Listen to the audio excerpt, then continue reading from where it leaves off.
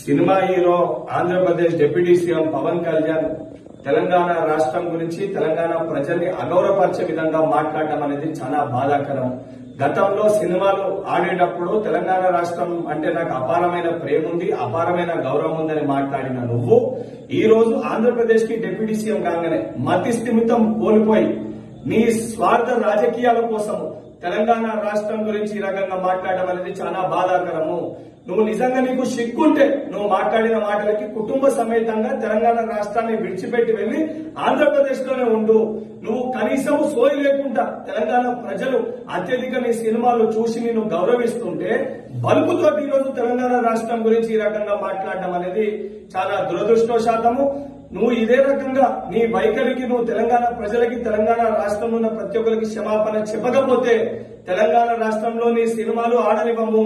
నువ్వు రేపు పొద్దున తెలంగాణ రాష్ట్రంలో తిరుగుతే నిన్ను పరిగెత్తించి తెలంగాణ రాష్ట్రంకి వెళ్లి కూడా తెలంగాణ యువత తెలంగాణ ప్రజలు తరిమి కొట్టే పరిస్థితి ఏర్పడుతుందని చెప్పి పవన్ కళ్యాణ్ హెచ్చరిస్తున్నా.